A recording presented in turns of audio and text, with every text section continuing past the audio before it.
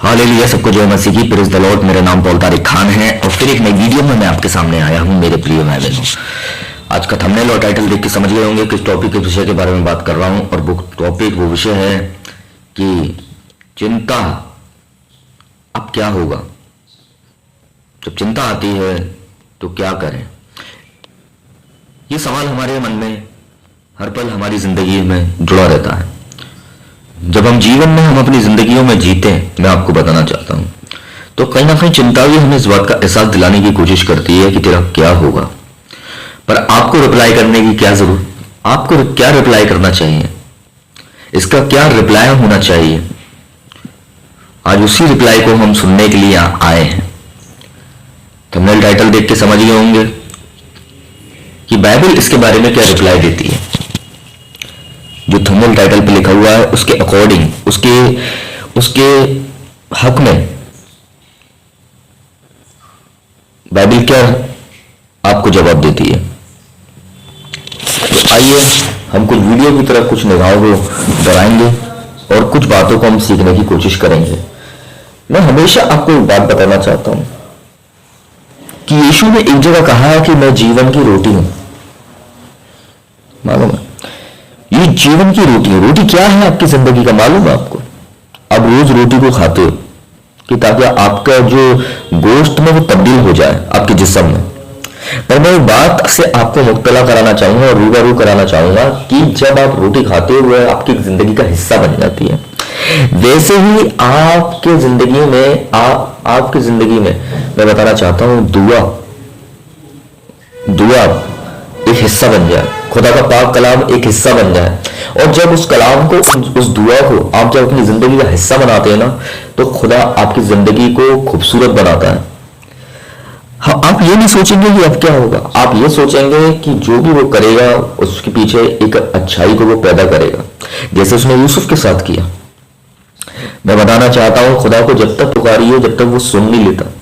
हम एलिया के टाइम में देखते हैं, जब एक राजा एक रानी बहुत लोग गलत तरीके से कुछ टीच कर रहे थे, कुछ सिखा रहे थे, तो उस टाइम एलिया आया और उसने कि अब से पानी नहीं बरसेगा 3.5 साल। और 3.5 साल जब पानी नहीं बरसाना, तो मैं आपको बताना चाहता हूं उसने दुआ करी और उसने अपने खादिम से कहा, जो उसका सेवक था, उसने कि जा और जाके देख तुझे क्या दिखाई देता है। उसने कि एक मुझे हाथ उठता हुआ दिखाई देता है समुद्र में से। वो 2-3 बार ऐसे ही किया उसने। पर देखो, तुरंत जब खुदा ने बात की ना कि मैं 3.5 साल बाद अब मैं पानी बरसाऊंगा 3.5 साल बाद, देखो फिर भी वो उस बात के लिए दुआ करता रहा। आज बहुत सी ऐसी टीचिंग है जो मार्केट में आ चुकी है कि विश्वासी को विश्वासी के लिए दुआ नहीं करनी चाहिए। पर मैं आपको बताना चाहता हूं, पॉल अपने लेटर में क्या करता है कि तुम मेरे लिए दुआ करो। कलीसिया को बोलता है दुआ करने के लिए, लोगों को बोलता है दुआ करने के लिए, है ना। मेरी जो जर्नी है मिनिस्ट्री की, उसके लिए दुआ करो, है ना। पॉल लेटर में लिखता है। देखो यीशु मसीह के जीवन से भी, जब वो एक बार वो अपनी जमात में जा रहा था, तो भरी जमात में एक आदमी, एक शख्स ने उसे पुकारने की कोशिश करी, ए दाऊद की संतान, ए दाऊद की औलाद, मुझ पर क्या कर, रहम कर। और देखो जो लोग उसे धिक्कार रहे थे, डांट रहे थे, वही लोग उसे उठाकर यीशु के पास लाते हैं। मेरा कहने का मतलब यह है कि ये मत सोचिए अब क्या होगा, पर यह करने की कोशिश करिए कि दुआ जब तक करिए जब तक वो आपकी सुन नहीं लेता। मालूम है आपको, जब तक वो आपकी सुन नहीं लेता, जब तक उसे पुकारिए। आज बहुत सी ऐसे, मैं आपको बताना चाहता हूं, आज चिंता क्या करना चाहती है आपको मालूम है। चिंता नहीं चाहती कि आप उसे पुकारो। पुकारना कोई चिल्लाना नहीं है, पुकारना अपने दर्द को उसके सामने उड़ेलना। मेरे भाई, मेरी बहन, जहां से भी देख रही है, उड़ेलना है। आज अपने आप को हम उड़ेल रहे हैं उसके सामने, आज अपने आप को उसके सामने जाहिर कर रहे हैं।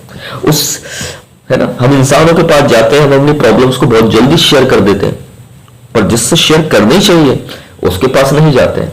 मैं खिलाफ नहीं हूं कि आप इंसानों के पास ना जाएं, उसे कुछ ना बताएं, पर मैं बताना चाहता हूं सबसे पहले आपको बताने की किसको जरूरत है मालूम है, वो है आपके जो अंदर है, जिसने खुद को लिखा है और खुद इंसान बना और हमारे बीच में रहा।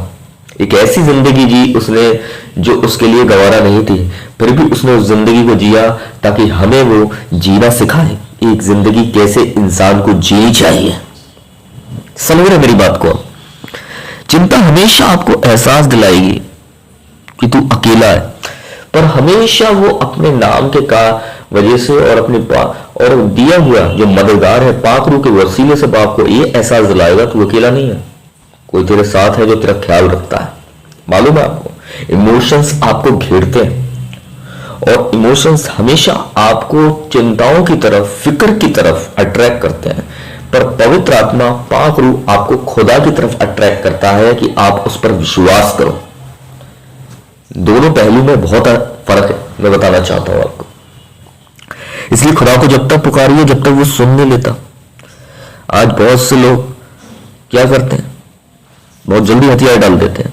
पुकारिए खुदा को,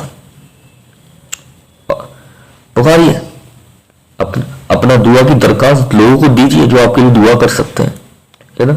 फिर आप दुआ करिए अपने लिए। तो इसे प्रेयर लाइफ कहते हैं। ये नहीं कि आपने अपना प्रार्थना निवेदन किसी को दे दिया, दुआ की दरखास्त किसी को दे दी और आप खुद के लिए दुआ नहीं कर रहे हैं। ये प्रेयर लाइफ नहीं होती, मैं आपको बताना चाहता हूँ।